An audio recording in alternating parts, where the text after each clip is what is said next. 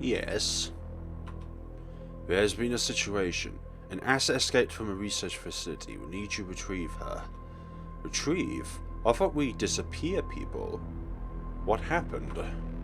You will be briefed in more detail shortly. We have our suspicions, but we need to gather more information. Have you finished your current assignment? Wrapping up, sir? Good. We are glad that your training's paid off. I apologize if this ruins your holiday plans. I don't like the stillness anyway. It breaks my focus. I'm better off working. Good. Contact your source, pick up your gear and go through the briefing. Get this over with as soon as possible. You are in for a drive. Am I supposed to bring her back alive? Not necessarily. Understood. Who are you talking about there, mysterious woman? Hello everyone, my name is FlareBlitzed here and welcome to the horror visual novel called Perseverance. And also, just before we start, I'm going to turn off auto skip so that I can read through the dialogue. Anyways, as you saw in the beginning, this game is made by a development team called Tappet Games, and this tells a horror/drama story of a person named Jack, who is a father who has been caught up in some horrific events. What kind of horrific events, what they are, I have no idea, but I believe that is why we go through these games, to find out the mysteries behind them. But anyways, let us start a new game. Loading. Like a little rabbit there. For Kate. So what have we got at the top right there? Okay, this is a pause thing.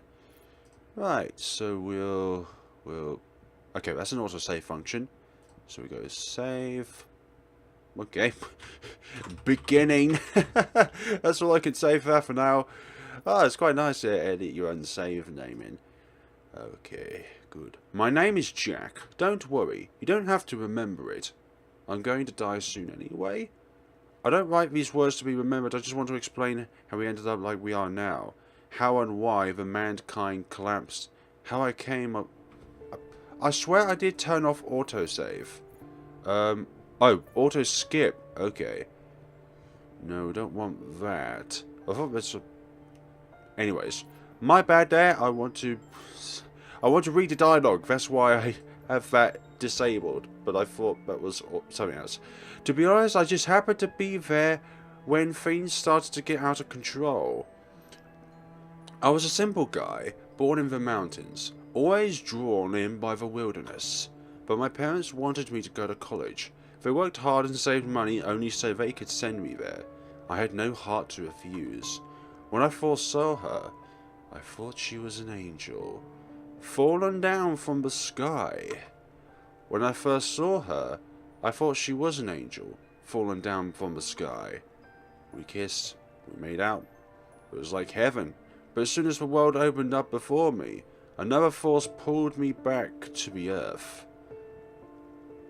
Oh gosh, my father was diagnosed with a terminal case of cancer. Okay, before I should have started this let's play, I was about to say that this kind of covers some mature related topics and very dark topics as well, probably. So if you're sensitive to any case of what's within the Steam page of this game, then I would suggest to click off this video right now, as this will be your only warning to do so. Anyways, my father was diagnosed with a terminal case of cancer. I went back home, back to Grey Ville, a small town in the middle of nowhere. But one thing that kept this place alive was the nearby military base. Nobody really knew what happened down there, but everybody sure loved talking about it. They said that the military conducted human experiments, or that they kept an identical flying object, stuff that made kids go and watch, much to their parents' dismay. But I digress. What you need to know is, he died. I was left alone in my little hometown without any education. Eek. I couldn't get a job at the base, and the town didn't have lots to offer either. Thankfully, my angel didn't forget about me.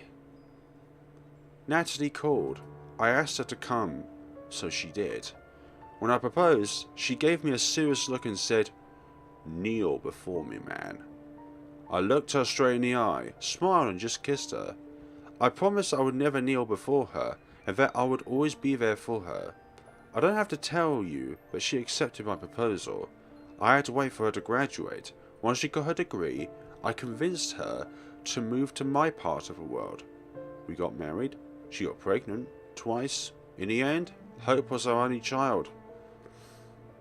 Oh dear. This don't look too good, man. 10 years later, I found myself with another kind of angel. Natalie became the Angel of Death. It's quite funny because I played a game called Angels of Death. And watching an anime as well. Natalie became the Angel of Death that wanted my man... Okay. Stupid as I was, I didn't care. I fought back. Poor child.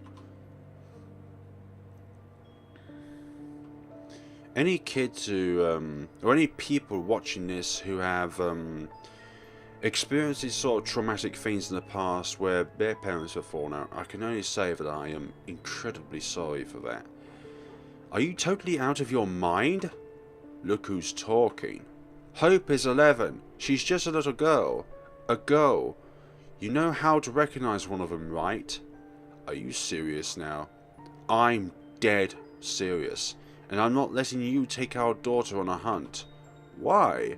Do you really want her to be this clueless broad who can't tell right from left, always dependent on others? You're making her a cripple, which she is. Jack, she's 11. She still has time to learn how rough the world can get. She's not a child anymore.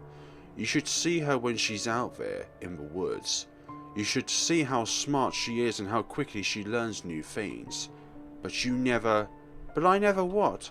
Nothing. Forget it. I can't believe what you were just about to say. You know why I can't be around the forest. You know the whole story. I trusted you with it. And yet...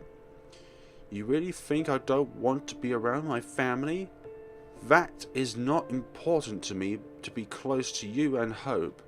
That's not what I meant, Screw you, Jack. I followed you back to this place so we could take care of your father's house and his legacy, whatever it is. After 12 years, I still can't figure it out, can you? I refuse to stay at college and work on my... I'm not going to try and work out what there is. MD, because I was in love with you. You promised me happiness. I believed you. I believed in you. I'm working my fingers to the bone at the hospital to bring something to the table. I know it's not a banker's job, but I'm doing my best. What's the value you are bringing in? If it wasn't for this falling apart town and its part-time jobs, you wouldn't bring any money to this family. You should have gotten a degree. If you had one, you could get a real job. We could stop worrying about money and a mortgage. We could be happy again. I could be happy again. What are you trying to... I sacrificed enough. I gave you everything. Don't you accuse me of being a bad mother? Got it? Nat, you know I appreciate everything you do. I really do. I just wanted to teach Hope something useful. Hunting is a good way of bringing food to our table during hard times. When real winter hits, I'll need her to give me a hand from time to time. I'm not letting you teach our daughter how to shoot an animal with a goddamn gun. You know what? Maybe I wouldn't have to if you had given me a son. Whoa. There are times where we don't pay much attention to what is really going on. It all comes down to survival. The survival of ego, expectations and control. The urge to win and gain an upper hand becomes so powerful it makes us blind to the fact that we are hurting our loved ones in the process.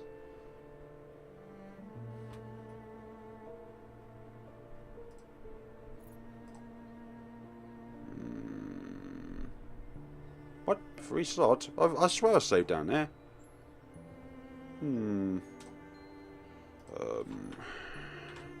Choice 1. I always love to save when these multiple choice means come into play. Now, do we want to be a nice person and apologise? Do we want to be a slightly ignorant person, or do we want to be a really ignorant person?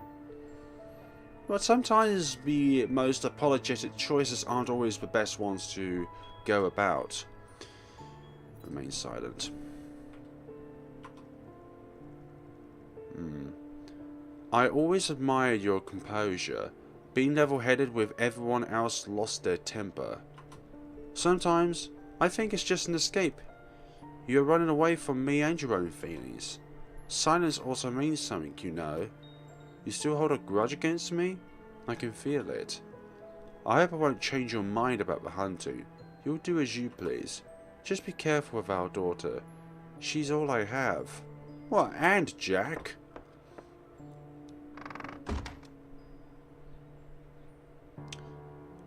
Hold on, oh sheesh, I didn't mean to do that, I was just trying to show you guys something. You see that up the top there? The ones that looks like lines, you can access the menu from there, and I believe when the save thing comes up, it automatically saves any progression through the autosave function. And then obviously it disappears as well after that, but you can't see it because it's behind my webcam. I shouldn't have been so rough with her. I probably should have gone by myself and never brought up the subject. Didn't expect it to become such a drama. Where are my car keys? I need to get moving. What am I going to say to Hope? I've already promised her. Hey there, Hope. What are you doing out here? Come inside. Was Mum crying? Mum doesn't feel very well, sweetie. We need to give her some time. It's not true. Why were you two yelling? Is it because I told Mom I didn't want to go hunting with you? You don't want to go? Why? Why didn't you tell me? We always have so much fun watching wild animals together, Dad. I just don't want to shoot them. I was afraid you'd get angry if I told you, so I told Mom. But now you two are fighting because of me. I wouldn't... Look, it's not your fault. If there's something you don't want to do, just tell me. I won't get angry, I promise. I'm sorry, Dad. It's fine, Hope. There's nothing to be sorry for. What were you up to, anyway? You should have been back from school an hour ago. Nothing. Were you playing near the military base again? Hope? Yeah. But there are so many trucks and I saw soldiers and... I told you that Murphy's base is not a place for children to hang around. Nobody knows what is down there. Maybe there are aliens from another planet who came to Earth to kidnap children. Yeah, they can read your minds and if they see you, they can replicate your body. Have you been watching scary movies with Mum again? Yes. No, well, kind of. Mum was watching alone and I couldn't sleep, so I slipped in and watched with her. Invasion of the Body Snatchers is not a children's movie. Wouldn't you agree? Yeah, it was really scary. Seriously now. No one knows what kind of operations they are running at Murphy's. What's behind that fence? I know you are smart, so I trust you. Can you promise me you won't go near that base again? I promise. Good girl. Maybe the aliens didn't see you. Or maybe you are one of the replicas. Hey! Where's my beautiful daughter? Give her back, you monster. Hope you can hear me. Ha ha ha ha. Dad, it's me. I know you're in there. I'm coming for you, sweetie. I just need to fight this abomination first. Rah! Dad, it tickles. I would give away anything to bring back those memories of her. Seeing her smile and feeling the pure love and joy around her. If I was ever truly happy, it was when I was with her and Natalie. Back then I took it all for granted. I just didn't pay enough attention. Alright, sweetie. I need to get ready for the trip. Can I come? Not this time. I need to take my time and do some thinking. Trust me, it's going to be super boring. But one day you will take me with you again, right? I don't want to hunt, but we could still go bird watching together or something. Of course, sweetie. I'll take you with me next time. Great. Can I bring my plush rabbit along? Sure, as long as you keep an eye on him. Where is he anyway? I don't know. I think I've lost him again. Have you tried the attic? No. I don't like going to the attic alone. When I come back, we'll look for him together. Okay? Promise? Promise. Okay, I'll go and look for Mum. I think she's in the kitchen. Wonder what she's up to. She's probably preparing something for you, Dad. You think? Sometimes I wonder why your mom sticks with a clueless guy like me. Because she loves you.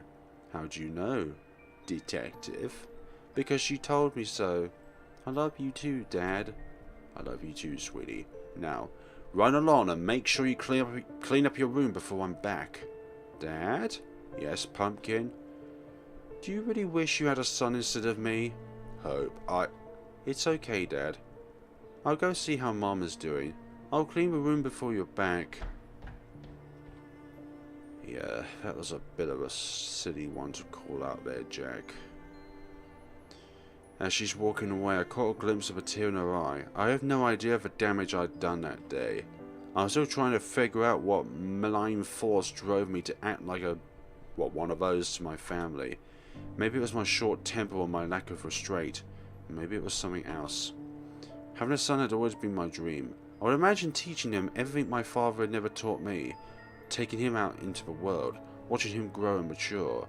Arm wrestling with him and sharing a glass of the same malt. Discovering he became a superior man and feeling proud. But when Natalie got pregnant, I was as clueless as a parking machine. We lost our unborn baby. I messed up and lost my chance of becoming what I had been destined to be. A father to a son. The reason I'm sharing this with you is because I want you to realize that things which really matter in life cannot be bought, borrowed, or made. They just appear and disappear as soon as you stop taking notice. Once they are gone, it's impossible to bring them back. It's hard for me to see Hope like this. I know she wants to look tough when she is around me, which should be more often. I'll look for a plushie toy once I'm back. She's very attached to it, and no wonder. Mr. Rabbit has been with us since forever. Wonder where she lost him this time. She gets distracted sometimes. Anyway, I need to get ready. I've got a 2 hours drive to make, and it's already getting late. Having a woodhouse is great, but driving to the country's edge can get tedious. I should drop by Bob's gas station and pick up some supplies. I've made you some sandwiches for Bird. Thank you, Nat. I wanted to tell you that I'm really hurt by what you said earlier, but I don't want to talk about it right now. You got me thinking, Jack. Thinking about you, about us, and about our future. Nat, let me finish. I realise that I'm responsible for my own happiness and shouldn't burden you with it, I decided. What did you decide? I decided I'm going back to my studies, and that I want to get my final degree. That is what I always dreamed of, after all. I remember you mentioned it a while ago, but I didn't think you were serious. Are you? Why wouldn't I? For starters, this is a huge decision. It will impact our lives. Don't you think we should at least talk about it first? We're talking about it now, yes. Listen, I know we aren't on the greatest terms right now, but this is a big deal. I only hope we can talk it over more before any decisions are made. Okay? Besides, what about Hope? I trust you, Jack. I know you didn't mean what you said earlier. You were always a good father, and you still are. You will take care of her. To be honest, I realise that I carry my share of guilt too. I found myself competing with you for Hope's love. It's crazy. Yeah. I don't agree with everything you do, but it's life, I guess. None of us are perfect. We just need to put in effort and make it work. I know, and I know that it won't work if we keep living the same way, away from what we truly want. I want to become a physician, and that's what I'm going to do. Do I have to get a say? Do you want to stop me? I don't know yet. Well, what do you know, Jack? You're supposed to say, I know I love you. You know I do. Yeah, but sometimes it's nice to hear it from you, husband. Makes you feel appreciated. Maybe you're right. Maybe I'm a bit frustrated right now. I feel stuck, you know? I understand. But I'm not changing my mind about getting a degree just like that. It's too important for me. We'll figure something out, Nat. We'll talk about it once you're back. I meant to ask you, is the road still working? Yeah. I fixed the suspension of the front tyre. It should be fine. Last time it ran out of air. Bob came to the rescue, you know. Really? Our Bob? Well, ain't he a stand-up guy? It's not every day a girl gets rescued by a tall, muscular, handsome man. What's wrong? Are you jealous?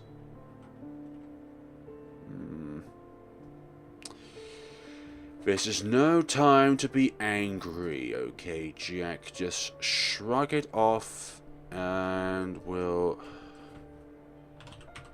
just go from there, okay? Just go from there. Take it like a matchup. No, just shrug it off. I thought you were into older guys. Like our sheriff. Hell. Yeah, but I'm not into boring guys. Oh, wait. Oh my god, you really mean that? Just kidding. If I had feelings, I might have felt something right now. Fortunately, I didn't. I need to get ready. Yeah, I've got to run some errands too. Don't forget your sandwiches. I won't. Thanks, Nat. I love you. I know you do, Jack. Call me once you reach the cabin. Where is the cabin?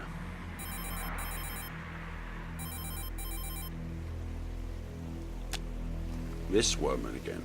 Reporting in. What's your status? The tracking device works perfectly. I'm 15 clicks away from the target. She is on the move, but appears slow and random. Doesn't look like a challenge. Remember your protocol. Do not make a mess. Try to bring her alive, if possible. She might be valuable. Yes, sir. We inform you that there is another asset operating your area. Should your efforts fail, he will move in. Understood. We are counting on you. Thank you, sir. Almost everything I needed was at the cabin, but I had to pick a few things up. I decided to stop at Bob's. I didn't feel like roaming around a supermarket, and besides, it was the only place to buy gasoline in a 30-mile radius. I also liked the owner. Bob wasn't his real name, but it was how he introduced himself. He told me his real name once, but I wasn't able to pronounce it correctly. His shop was the only place where you could I was about to say secures, but it says score proper booze. The temptation was firmly there when I approached the door, and I struggled with it. On the one hand, alcohol would sure help me relax. On the other, I had to spend all my money and had little to begin with. Hi, Bob. Jack. Good to see a familiar face. Like you see any other face in here? You'd be surprised. I doubt I've ever seen as many new people as during the last 2 weeks. How come? Beats me. Ever since they built the new highway, there was almost no traffic around here, especially at this time of year. But hey, who am I to complain? For more customers, the more money comes in. Anyway, what brings you here? Off for a trip? Yep, I feel like I need to take some time off. Where's Hope? Isn't she coming with you? Not this time. That's a first. I thought you were trying to teach her survival skills. She seemed into it. I still do. It's just, well, I had a big fight with Natalie over it. Do you want to talk more about it?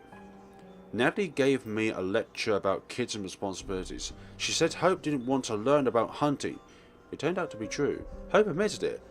I didn't know what to think of this at all yet. Sometimes I feel like the worst father in the universe. I must admit, I see where they're coming from. Shooting prey won't be my cup of tea either. What, you two? Guess this makes me the last barbarian in the town. I like animals. They are living beings just like us. Instead of killing, I'd rather protect them and admire their beauty. You know what I wanted to become a vet once. It didn't work out though. I'm still paying off a painful loan for trying. Hunting isn't only about killing. It's about going back to your primal self. It's about tapping into your true instincts. It actually teaches you to respect nature. Well, maybe. It still ends with the animal dying. I believe you can have another kind of strength. For example, Natalie seems to be pretty strong and capable enough to prove for you guys. Provide so. Even though I doubt she has ever shot an animal. Yeah, about that. Aren't you and Nat getting too familiar with each other? What do you mean? She told me you're her handyman. Just wants to do a good deed and help a woman in need. A knight in shiny armor. Where's your horse, Chief? Same place yours in. Yes. What can I get you, Jack? I'll have a lighter, some batteries, and a few of those energy bars. Oh, and a flashlight. The last one I had is dead. Do you have bandages? Sure thing. Great, I'll take one. It's safer to have some. Should I get you the usual order as well? Actually, I think I still have some left in my cabin, but... No, we are not going to buy any booze, okay? That is an absolute no, Captain. An absolute none. No protocols for booze on this trip. Thank you very much. Don't buy booze. I think I'll pass this time around. Okay, so just a flashlight, a bandage, some batteries and energy bars. Here we go. Here you are. Thanks. Keep the change. Bob? Yeah? You said that there are different kinds of strength in the world. I think you're right, and I want my daughter to have all of them. I want her to be ready for whatever life throws at her. You are a good man, Jack. Your heart is in the right place. You just need to find your way. Got to do my best, I guess. Have a good one, man. Bye, Chief. I had everything I needed. I intended to go straight to the cabin, leaving all of the worries behind for a while. I was looking forward to getting away from the issues at home and focusing on something else. As I was putting my supplies into my car, I noticed something strange. A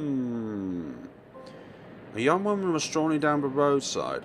At first she caught my attention simply because she was coming from the outside the town. For longer I watched her, a stranger it seemed. She looked to be around her 30s, but she was dressed more like a teenager. I was pretty sure she wasn't from around the town either. I couldn't figure out what she was doing out there all by herself. Her clothes didn't suggest that she'd come for a hike.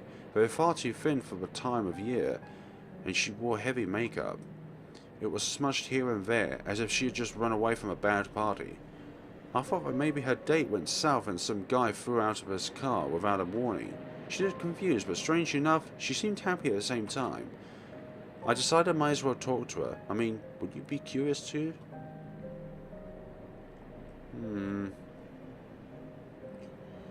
Yeah, well, it doesn't follow on too far after the third choice, so be polite.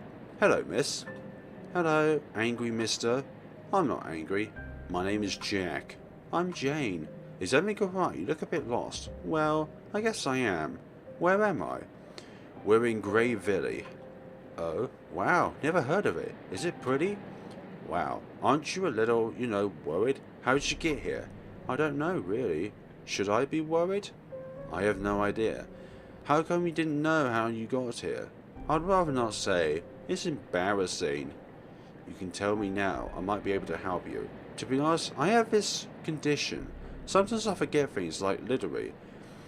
It's what happens if you live the way I do. Which is... I don't make much waitressing, so sometimes I volunteer to take a part in a test. Do you know what a test is? Okay, I've got a vivid image of what she means by a test, but it could be something medically or for cosmetic purposes. Not really. When a pharmaceutical company wants to introduce a new drug to a market, or a bunch of shrinks want to take a look into your subconscious, you sign some papers, swallow some pills, get examined and get paid. Simple. Unless you die in the process. Or you get invited to a random location where they put you with some other random people in an unusual situation. They observe your behavior in the group and file some papers. I'm basically a part-time lab rat. It still doesn't explain how you got here. I walked for the past couple of miles. Some random guy picked me up and dropped me here. And prior to that, I guess I was taking part in a test. I think it got to do something with food. What was it about? I told you. I don't remember. Besides, you're asking way too many questions, Jack. Is there someone we could call and ask you to pick up? That's another question. I guess we could call Jeff. But I doubt he would pick me up. Who's Jeff? My cat. Okay, it seems that you are doing fine. I'm hungry. I'll be going now. Wait! There's one thing you could help me with. Yes. I'm a little cold. For some odd reason I don't trust this girl. Just my instinct tells me that I don't really trust her. Choice 5. I'm not giving you anything. I just spent a lot of money on the groceries and I'm in no mood to provide for a potential junkie. Sorry, there's nothing I can do for you. Don't worry, I know my request was kind of random. I feel so hungry I could eat a horse. I could eat you. You should have asked for Howard Gifford. He's the sheriff around here. He should be able to help you. Howard Gifford? Got it. See you around, Joe. It's Jack. And just like that, she walked away. All I could do was to hope that she wouldn't cause any trouble. She gave me a weird feeling.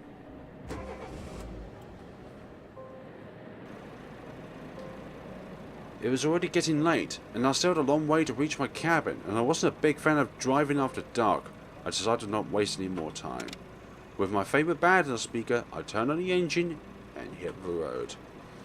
The route I had to take wasn't popular, since most of the traffic moved up the highway. On the one hand, it was good for the town with less cars moving through. On the other, little traffic was bad for businesses such as Bob's. It was bad for business in general. If it hadn't been for the military-based employees, the town would have dried out. A few miles out of the town, I saw a woman. Another one. She was leaning back against her car, smoking. She appeared relaxed, enjoying the moment. Seeing her in the middle of nowhere, chilling, gave me a funny feeling. She seemed to be okay with her being by herself. I thought I could use a company like that. Okay. Back then, I assumed she was just another solitary soul passing through, never to be seen again. I began to understand what Bob had talked about, seeing new people and all. For a second, I thought about stopping and enjoying a smoke with her. It seemed like it would be cheating or anything. Would it? Never mind. Before I had a chance to make up my mind, I passed her and kept driving on. I had no idea what was coming for me. It took me forever to reach my father's land. I was tired and didn't know why. For a second, I thought about the woman from the gas station. What was her name again? Jane? Weird one. That one. I never actually met somebody who got involved in various tests and experiments for a living. Before had always given me a sense of peace. My father bought a large piece of land back when he was in the 20s. I wasn't sure what he had been doing with its idea. I wasn't sure what had been his idea for it. But since he was gone, the land belonged to me. If I'd known any better, I would have started a plantation of some sort, or chopped down parts of the trees and sold them to the highest bidder. But I knew that there was something else about this place and about the cabin. I couldn't put my finger on it, but it was like I was drawn to it like a bee to a flower. 20 minutes later, I finally reached the cabin, hidden deep in the woods. It was nearly out of reach. There was a place where I could cut off the constant noise. That was exactly what I needed. The sun was down already. I stopped in front of the door to enjoy the silence. I could have helped but woman at Bob's station. She was acting weird, but who was I to judge her? I had my own issues to handle. I felt bad because I knew Nat would expect better of me. Another small way to disappoint her, even though she didn't know. I wanted to enjoy the forest tranquility, but I couldn't. A dog was barking somewhere in the distance. I thought it was just a stray mutt. After a few seconds, the barking stopped. I let out a heavy sigh and opened the door. I instantly felt the familiar smell of wood and old blankets. Okay. What's going on here?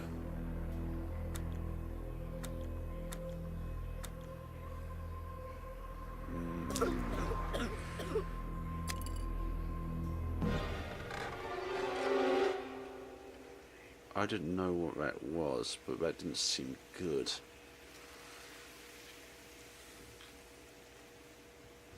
First thing I did was find some matches and build a fire.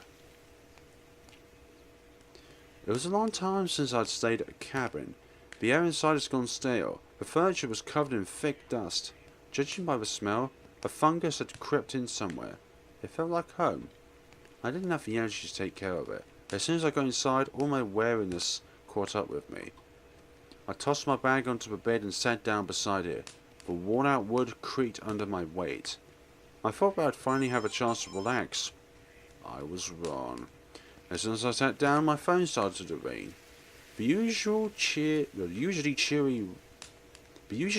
ringtone was now almost painful to listen to.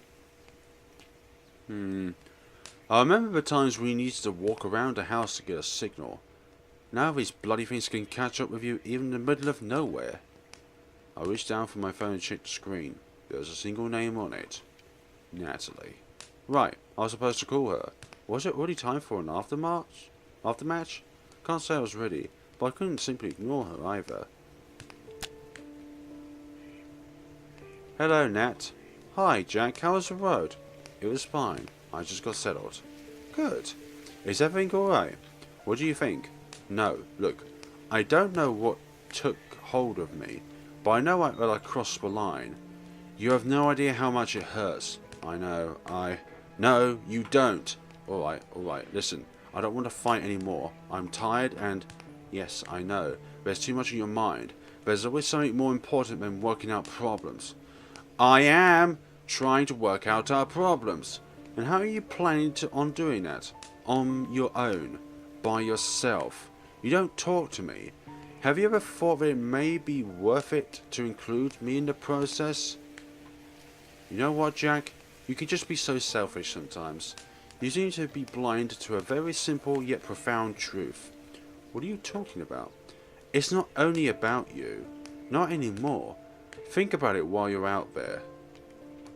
Anyway, the hospital just called. Apparently they caught some hard junkie case over there. I need to take a night and put Hope to sleep early. Is she going to be okay? Yeah, don't worry. I'll ask Hale to check on her later. She said it's fine. When Hope's out, she's out for good. Speaking of the little devil, she wants to talk to you. Hold on. Hi, Dad. Hi, sweetie. Mum said there was something on your mind. Yes, I was thinking very hard about the hunting, and I came up with a great idea. Listen, I'm all ears. No, that's not a great idea. What if instead of shooting animals, we catch them? We could later bring them home and tame them in the backyard. I would take good care of them and... Hope, sweetie.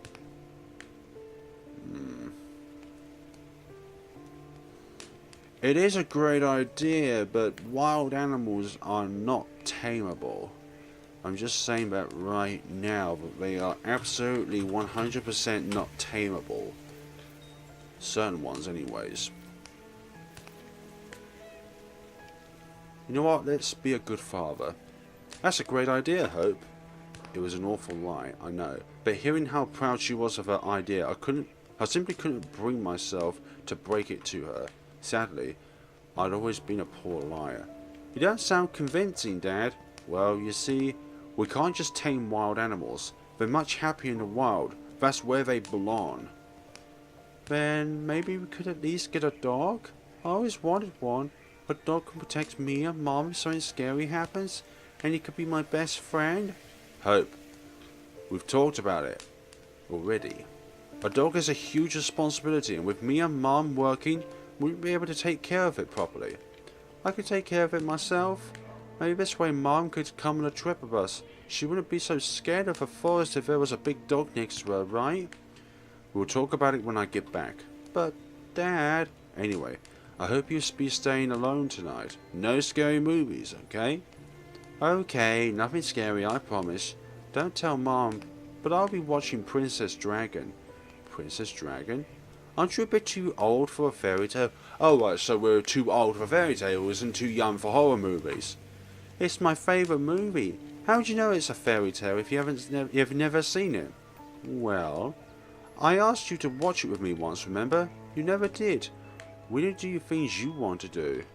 I'm sorry. I've been busy, okay?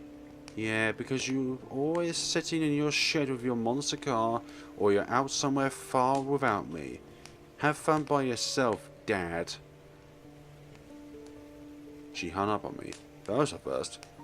It wasn't a proper way to act for a child. I realised I never noticed how quickly she became like her mother. She was all Natalie, alright. For a moment, I just sat there, staring blankly at the screen of my phone. Achievement unlocked. Disconnected. As soon as I had nothing to really focus on, all the thoughts I've been trying to suppress throughout the day started to come up. Thoughts about Natalie. Thoughts about Hope.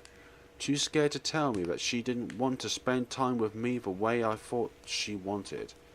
tears in her eyes when she asked if I would rather have a son, and the discussion we just had. I knew that I would need to face these things eventually, but not at the moment. Back then I just wanted to rest. Was that too much to ask for? With a heavy heart, I got up and started to searching for my loyal companion. I found her lying behind the bed, waiting for me. My beloved, gold and blended whiskey in a bottle. If I had known that so many thoughts would catch up with me, I would have bought an extra one when Bob had suggested so. The bottle feels heavy in my hand, full of golden liquid. I look down on my label only to notice something unexpected. Hey look, old man, isn't it your favourite brand? These days, thoughts about my father rarely crossed my mind, so when I saw the label I couldn't help but smile. How many times have we drunk together? Twice? Once on my 21st birthday, and once again when I came back to take care of you. You promised to drink with me again when my first child was born. You ran out of time, old man. I knew if I take a sip this conversation would go south, that's why I decided to go to sleep. That was too much excitement for one day. I didn't feel like indulging myself in a drunken trip down memory lane any longer. Besides, I was looking forward to some quiet time next day. I put the bottle away and dozed off. I swear. Reporting in. What's the status? She is on the move again. I found her tracking device. It looked like she ripped it away with her own teeth. Ah. Okay, so the junkie was the target. I've spoken with a guy who saw her at the local gas station. Seems she got tangled up with the local authorities. Nothing I can't handle. This better not influence your schedule. It won't, sir. Good. You have 24 hours to contain the situation. Keep a low profile. Yes, sir. The additional asset has been involved, by the way.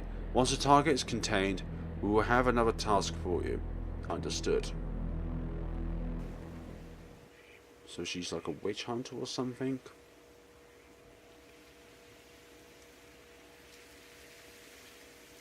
Or a bounty hunter. That night I slept like a baby to my own surprise. I woke up fresh and energetic, which is rarely the case.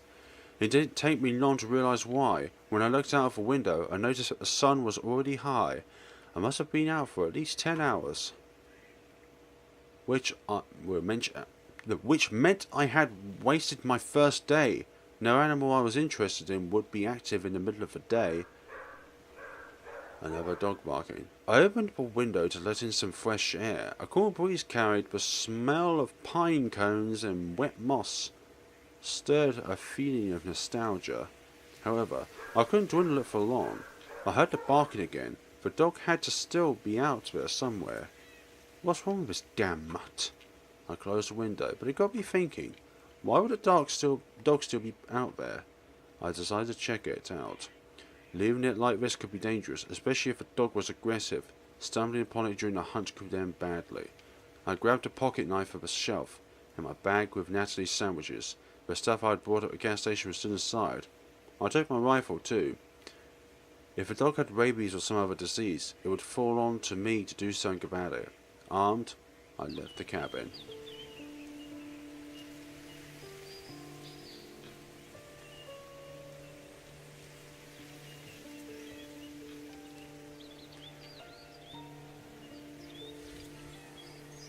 What's out here? Following the barking was difficult. I couldn't use any of my usual tracks, so I walked into the forest blindly. Wherever the dog was silent, I was left without any clues where to go. So I just waited patiently for it to start making noise again. Can't say I really minded. In the end, a chance to spend time surrounded by nature was the reason why I had come here in the first place. Fortunately, but oddly at the same time, it seemed that the dog wasn't moving at all, like it was just sitting there, barking the whole day. Wandering through the forest took me almost 2 hours. It must have been long past noon when I finally found it. Oh, it was tied up, right. I had expected many things, but not what I saw. Instead of a stray mutt roaming around, it was a dangerous-looking hound tied to a tree. He was a magnificent beast. big and sturdy. I didn't know much about dogs, but even I could recognize a purebred when I saw one. Looks like I had spent at least a couple of days in the forest. He was a bit dirty, but still healthy and strong. There was a bloody wound on his neck. The collar must have cut his skin where he struggled to set himself free. Some evil individual must have left him here to do that. If I'd laid my hands on the guy who did this, even just thinking about it makes me furious. Someone decides to leave an animal to starve to death, like he couldn't leave it to shelter, and why? Out of shame, because it was a long drive. Those were all trivial, yet there were where we both were. Hey there, buddy. Oh, okay, easy now, easy. I tried to approach the dog, but it turned out to be more difficult than I expected. I had to focus on keeping all my fingers intact. First of all, I had to free him somehow. Touching the collar was out of the question. Tinkering with it at this point would just cause him too much pain. Cutting the rope seemed to be a better option, but I couldn't do it without getting close to the dog. I needed to somehow gain its trust. Okie dokie. If any of you knows about dogs, then I'm just gonna say this right now, and that is, approaching a dog head on is the most dangerous thing you could do. And that's just the way things are. But I think these choices can be easy to get by. Good doggy. Right. Approach the dog from the side.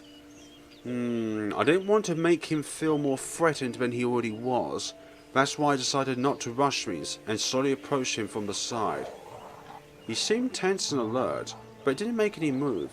Can't say it was a big process, but hey, at least there was no growling this time. Then he looked at me, baring his fangs. This wasn't the way to go after all.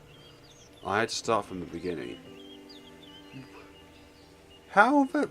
Okay, fine, we'll approach the dog head on. With a rope tied to his neck, I could more or less predict how far the dog could reach. That's why I decided to approach him head on.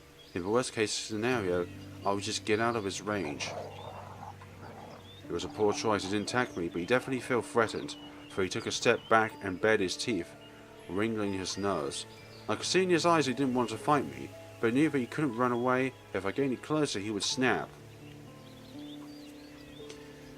Avert your gaze. I didn't want him to feel challenged, so I gave him space by averting my gaze. I was still a little worried about how he would react, so I watched him from the corner of my eye, ready to back off if I needed.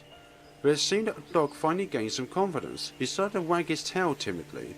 Alongside the fear, I caught a glimpse of curiosity. The fangs were still there, but more as a reminder rather than a weapon ready to be used. He was waiting for my next move. I finally got my chance. We were still far from friendly terms, but that was about to change. I reached for my bag and opened it slowly. The lovely smell packed the dog's attention immediately. I'd say no man-eater would be able to resist, especially not one that had just spent a few days stranded in the forest. I fished into the bag and pulled out one of Natalie's sandwiches. I'm sorry, Nat. It pains me to do it, but it's a necessary sacrifice. I know you would understand if you were here. With a heavy heart, I grabbed one of the sandwiches Natalie made for me yesterday. It was probably not the healthiest food for an animal, but hey, he probably didn't care. Time for worrying about nutritional values would come later. I ripped the packaging apart and threw its contents near the dog. He disappeared faster than I possibly thought. The dog must have been here for days. Wow, you must have been really hungry, huh? Woof. No worries. There's more of it. I unpacked 2 more sandwiches and tossed them to the dog. With his fangs out of my way, I finally had my chance to take care of the rope. It was a thick one, with a polyester cover. I don't know much about ropes, but I had to guess. If I had to guess, I would say it was probably used for climbing or sailing, somewhere where durability counts. But not used to tie it around the tree wasn't trivial either. With the animal tugged in an attempt to free itself, it only grew tighter. At this point, there's no way to untie it, not with a pair of sharp teeth ready to bite my arm off. I need to cut the rope somehow. The problem was that I wasn't sure if I was prepared. I quickly recalled all the things I had with me I could use. There's only really 2 things you could use. The rifle would be a safer approach because you're further away from the dog, but it would cause noise, causing it to distress. But at the same time, using the pocket knife means we're more risk of being bitten by the dog, but it means it's a more subtle approach. Oh gosh, only having a few save files here is quite restricting, but we can always go back to choice 1 when need to, so we'll I don't know now. How does name a save file? Pocket knife. Well, an obvious choice. What's the knife for? Sadly, it wasn't that easy. The knife was pretty dull, still useful for things like opening cans, but not so much for cutting. The rope so thick it would have taken ages before I got through even half of it. I needed something else. Rifle. Well, shooting through the rope seemed to be like something that could technically be possible. Probably.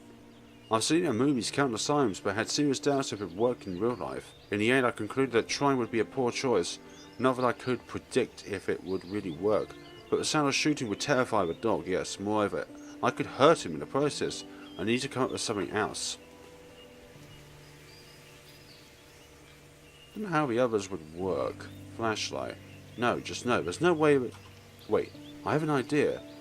A flashlight itself was useless to me now, but the light bulb could be used for various things. Starting the fire was one of them. I took the flashlight apart and picked up a bulb. Batteries. I intended to use batteries I brought the station in the flashlight, but so far I had neither the choice nor the need to do it.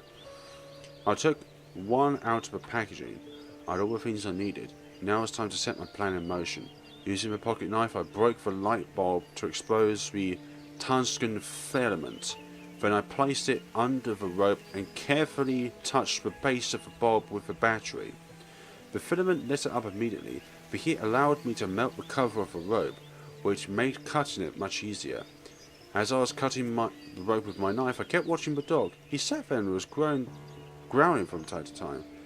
I knew that he would attack if he sensed hesitation or fear. Dogs respond to emotions. I focused on the rope and tried not to think about him snapping at me. It took me a couple of minutes, but eventually the dog was free. Hey buddy, your prison time is over. Woof. What do you want to do now? Not that you have much choice. Sorry mate, you look like a typical lap dog. Staying out here is out of the question. Plus your neck looks pretty bad. Someone should take care of it. Perhaps I know a guy, but I need you to come with me back to my cabin. It's an hour's walk from here, so what do you think? Are you up for a stroll? Woof. I'll take it as a yes. It probably wasn't a yes. The dog was still very wary and rather hesitant to follow me. No wonder. It was impossible to tell how long I had been tied to that tree. Thankfully, the last of the sandwiches did the trick. I am a savior. This was for DOGGIE. Lab rat.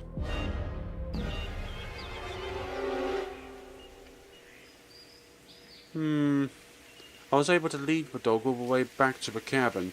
I pulled my phone out and called for reinforcements. I knew how to patch up small scratches, but this guy needed someone more skilled than me. What do you mean by reinforcements? Hi, veterinary boy. Hi, Jack. You remember? You must have been good with ladies. Yeah, sure. I need your help.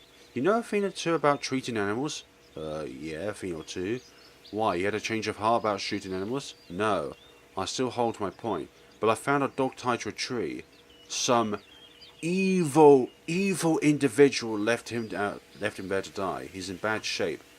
Did you beat up the guy? No, but I would have if I had a chance. Anyway, the dog needs your attention. Wow, I mean it's awful. Let me just grab my gear and I'll be right there. Are you going to be leaving your store unattended? Yeah, 2 hours won't hurt me. I've earned the weekend's money already. The troops that arrived recently in Murphy's base left a lot of cash. Alright, thanks man. See you soon.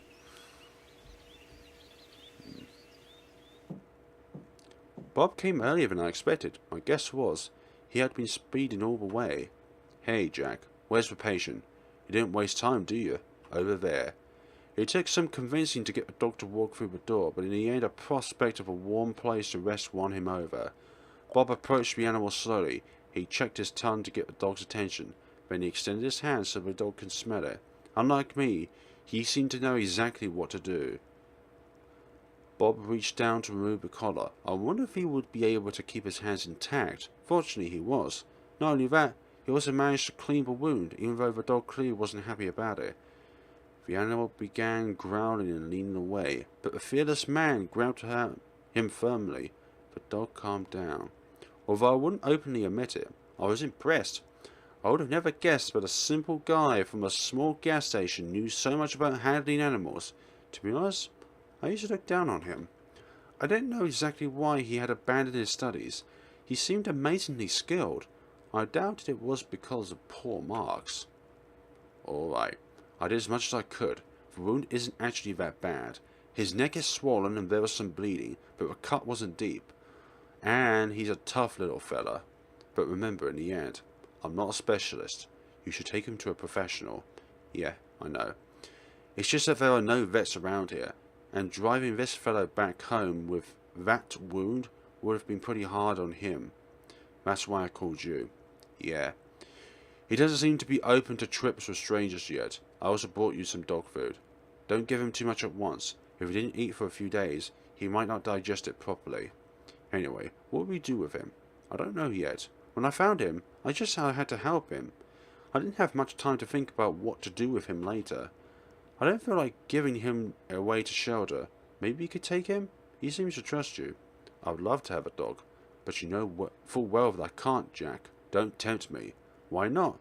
You seem to be doing pretty well these days, and no, just no. You don't know how serious my debts are.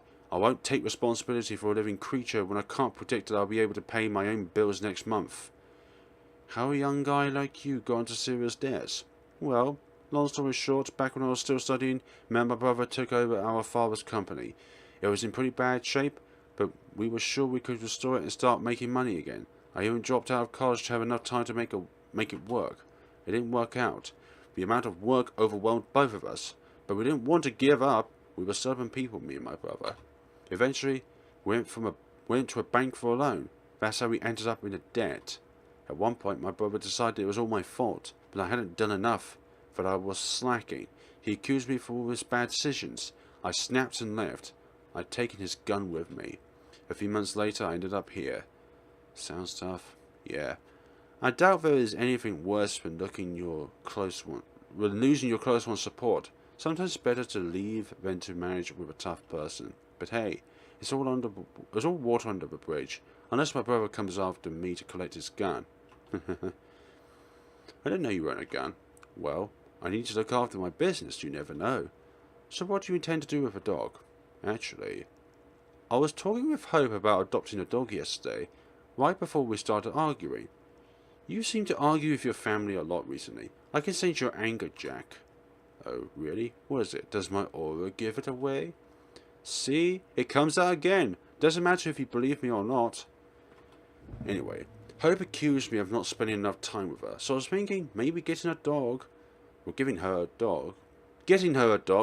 be a good way of reconnecting with her.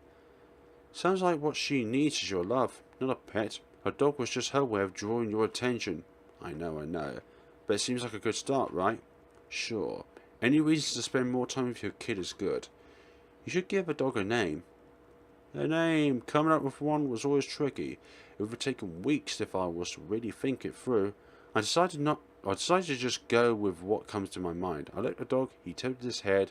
The first idea was pretty simple. Odin, the Norse of god of war, victory and hunting. It was a good strong name. The second name that came to me was Xander. As a boy, I really hated learning history. Yet I always liked listening about Alexander the Great. It seemed more thrilling than the rest of subjects. I wouldn't mind naming a dog after him. I think you should talk with Hope, and Hope give it a name. The last idea emerged when I thought about Hope. What was his favourite movie of hers called? Dragon something. And where's Dragon?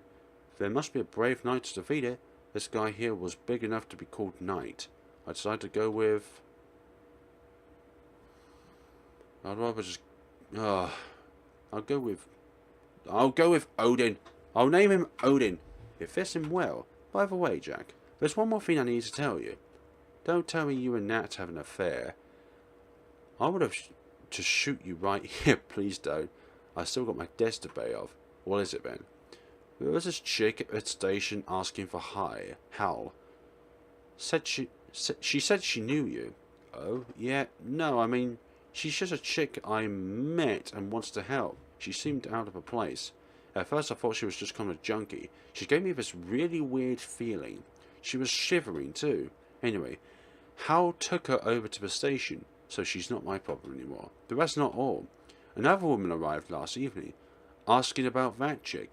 There was something about her that I couldn't quite put my finger on. And boy, was she a stunner.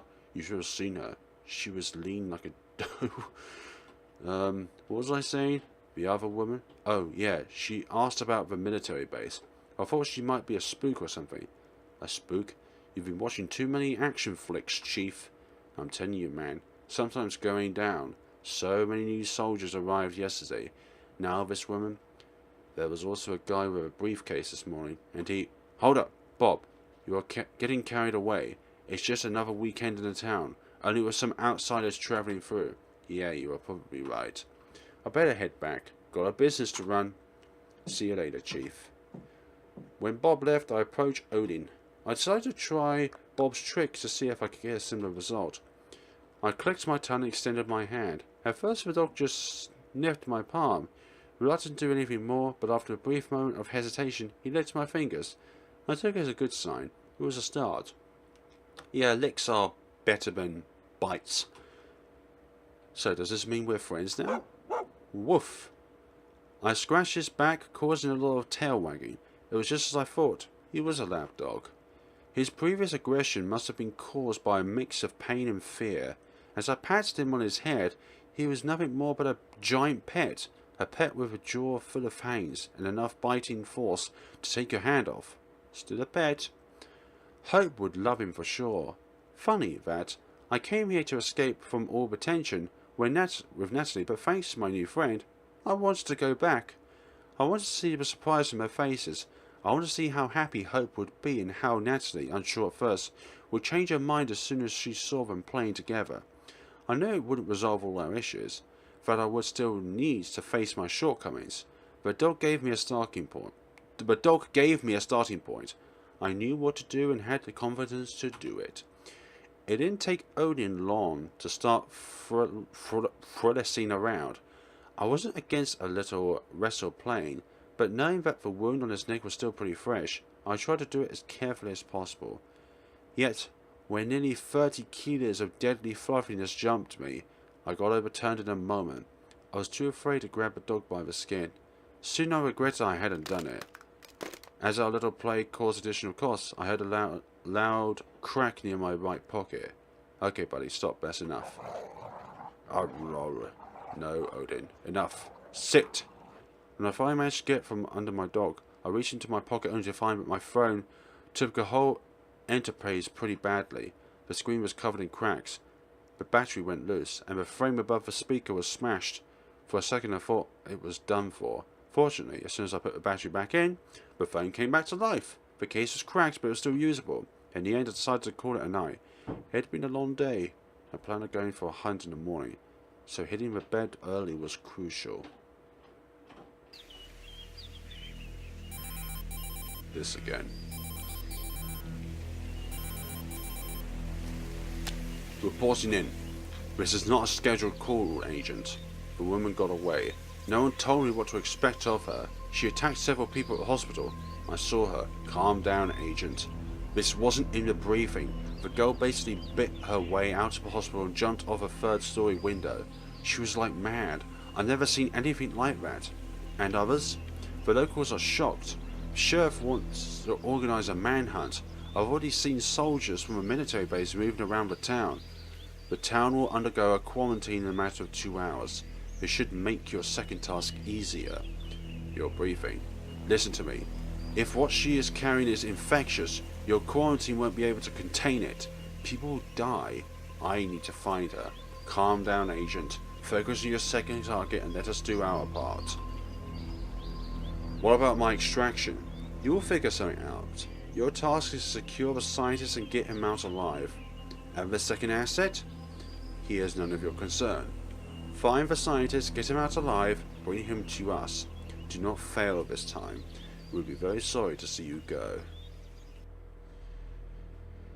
Oh dearie me, so it seems like the organisation that woman's under is very, very cryptic when it comes to telling her what is and what isn't. It was still dark outside when I woke up. Odin was sleeping on the carpet near the fireplace. I rubbed my eyes and reached down for the phone to check the time. Weird. Seems the battery is dead. I was pretty sure it was around 40% the evening before. It seemed impossible to have discharged overnight. I must have forgotten to turn it off or something. There's nothing I could do about it now. I plugged the charger in and went to wake my new friend. Hey buddy, are you in for a hunt? Woof. Come on, you'll like it. I could use some help. Think you're up for it? Woof. There's more to it. To be honest, I had no idea if taking Odin was a good idea. There's a pretty big chance he would scare all the other animals away. People often hunted with their hounds, but you need to know how to train your dog for it. Worst case scenario, we would just have a nice stroll around the forest. I took my pocket knife, my rifle, and a piece of bandage with me. I wanted to be prepared better than the day before. What? We just transitioned from one frame to another frame in an instant. I knew the area surrounding the cabin pretty well. I had a general idea where deers tended to congregate, roam. Even if I wouldn't shoot any, it was always great to spot one. That's what I had tried to communicate to Bob. It's not about the shoot, it's about the hunt. We were walking quietly for half an hour. I was thinking about the guy who had left Odin.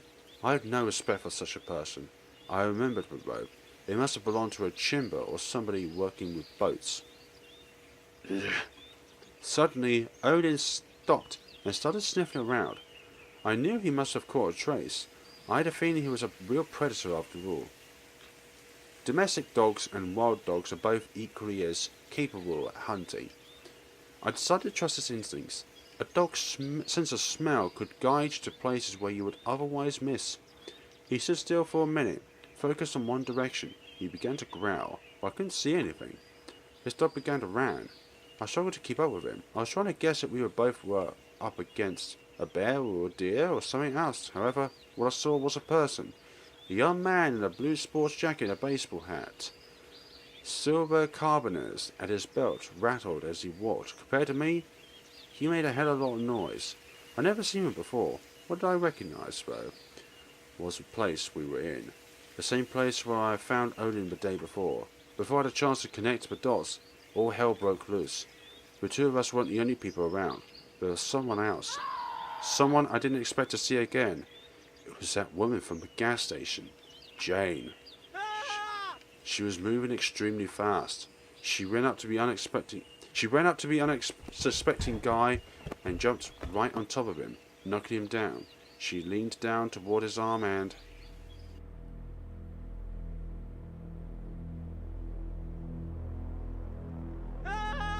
That's when the screaming started. At first I couldn't really comprehend what was going on. My mind tried to come up with some kind of explanation. Maybe we were just fooling around. Maybe it was some stupid charade. Maybe I was daydreaming. It took some time before the reality of what was happening hit me fully. I will never forget that sight. Oh. Well then. Jane bit a part of the guy's arm out and swallowed it. I saw her face. She was covered in blood when she bent down again to sink her teeth in the guy's throat. It was no longer a human face. She was devouring a living person. Can you imagine it? The guy was screaming in pain. He was trying to push her off, but didn't have enough strength. When she reached for her neck, it was already too late for him. Soon the scream was replaced by gargling and groaning. I couldn't move. I was paralyzed with fear. Odin reacted first. He lunged at Jane, clenching her jaws in her hand.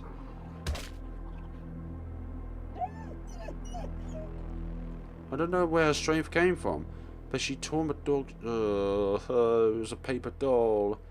That's when she noticed me. Even though there was more than 30 meters between us, I could see her eyes. They weren't human anymore. She wasn't human. She was something else. There was nothing in her face beside a primal rage. It was ancient fury of a wild beast in its most basic form. Gosh. So it seems that she's some sort of, zombie in a way. She lunged right at me. Her moves were quick and determined. She caught up with me before I had any time to think. Moments like this make you act on your instincts.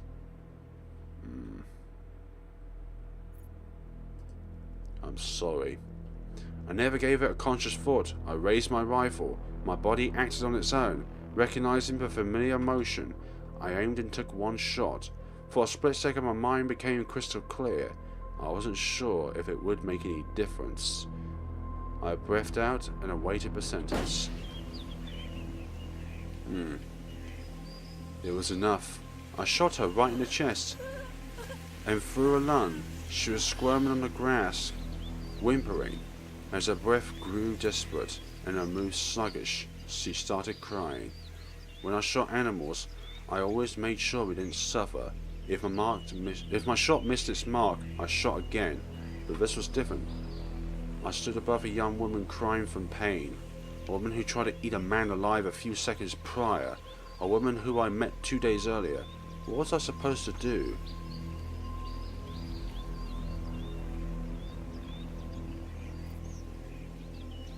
I couldn't stand her sight anymore. I reached for my rifle and took aim. As I looked through the gun sight, our eyes meet again. This time something was different. She was calm. It looked as if her eyes begged me to end the pain. Those weren't the eyes of a beast anymore. It was her. I couldn't bring myself to speak her name. The shot broke the dead silence of the forest. I'm not sure how long I was still, staring at her empty eyes. They were mesmerizing. At one point it came to me. It was the first time I had ever shot another human. I was a murderer. I killed a person. It didn't matter why. I ended life of somebody who had a family, who had friends and dreams. I took it all away. I threw up. As I was struggling to catch my breath and get a grip on myself, I remembered that Odin was still out there. I had to find him. The first thought that came after was Natalie. I touched my pockets, feeling for my cell phone. I need to get back to the cabin. As I decided to head straight back to my cabin, I heard a quiet whine. I looked around frantically, searching for Odin. He was nearby, whimpering softly and licking the face of the now dead man. I wondered if that was his former owner. If so, what was he doing here? Had he come to end his unfinished business? Too afraid that someone would go find out? Or maybe he had a change of heart and came to get his dog back. Guess we'll never know. I called out to Odin and started running back. He followed me, limpering. After getting hit like that, it was no wonder. I had no idea what was going on and why that woman attacked me. The only thing I knew for certain was that I needed to call Natalie. I had to make sure she was safe, but there's no time to waste. I picked up my pace. The sight of massacre was still fresh in my head. With all my might, I tried to think about something else, but the memory of blood and the torn out figments of flesh was haunting me relentlessly. It was like a horror movie playing over and over, right in front of my eyes. My stomach turned upside down whenever I thought about what had happened. I could picture Jane's eyes staring back at me when I had taken the shot. I knew it was the right thing to do. It had to be. Oh gosh. I had shot a young woman point blank in the head. There was nothing I could have done for her at that point. She was dangerous. I saw what she had done to the other guy. She came after me like an animal. It was either me or her. I was the one with a rifle. Deep in my mind, I thanked God. I was grateful that she wasn't as young as she wanted to appear. I wouldn't bring myself to shoot a child. I couldn't stop my hands from shaking. I clenched my teeth and tried to focus. I thought about having myself some whiskey, but I wasn't sure if it would make any difference. I needed to talk with somebody. I needed to talk with Natalie. God, I miss her. My hands shook when I reached out for my phone. I unplugged it from the charger and pushed the power button. I wanted to make the call immediately, but as soon as the phone came back to life, I got flooded with messages. Missed call, missed call, missed call. Voice message, missed call, missed call. There were at least a dozen of unread messages. They are all from yesterday. How is it possible for me to miss so many calls? When I looked back at my phone, I realised how. Back when I was playing with Odin, the screen wasn't the only thing that got smashed. I must have somehow damaged the speaker. The phone must have been consistently ringing. I just didn't hear it. That would also explain why it was discharged in the morning. But who was calling me so many times and why? I need to hear a voice message, but the speaker wasn't working. I did the silliest thing that came to my mind. I punched the goddamn thing. You know what? It worked. I quickly connected with my voicemail. You have 4 new messages. First new message. Message recorded on Saturday. Jack, please pick up the phone.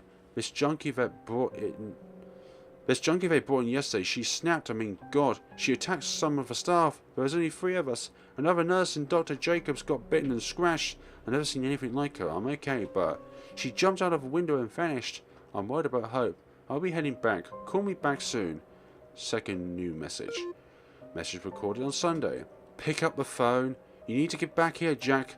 This isn't time to play your silent treatment. Besides, this is women's domain. The people I've told you about are getting worse. Some of them have got a terrible fever. One got really aggressive and we needed to sedate him. Something's not right. Please, call me back as soon as you get this. I'm scared. Third new message recorded on Sunday. Jack, I can hear gunshots here in the hospital. I need you to get back right now. What the hell is going on? Oh no. Ah! Fourth new message. I'm coming for you, Jack. I've left Hope with... Stay where you are. The signal. The message ended abruptly. Then it hit me. Sunday. 4:56 was 3 hours ago. All of this had happened. And Natalie. Break through the barrier.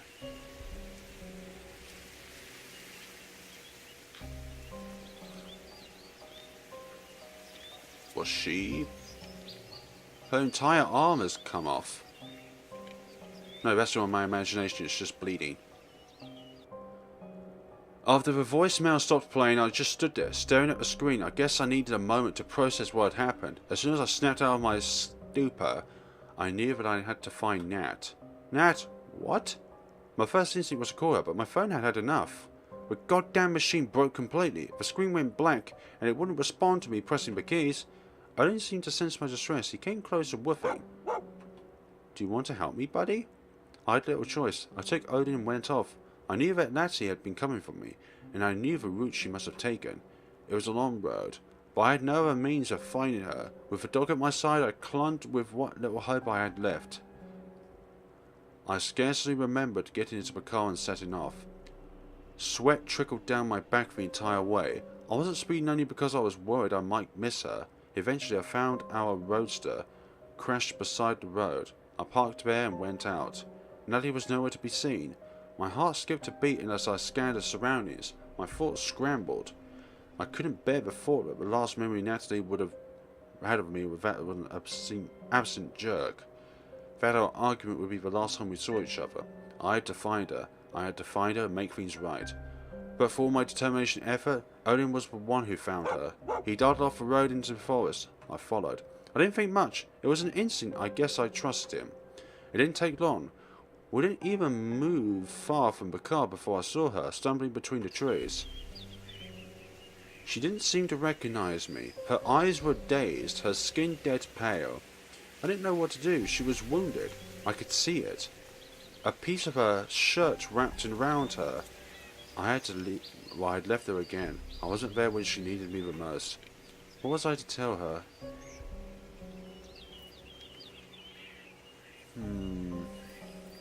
I think we'll find out in the next time, folks. So, thank you so much for watching, guys, and we shall see each other back in the next time of Perseverance.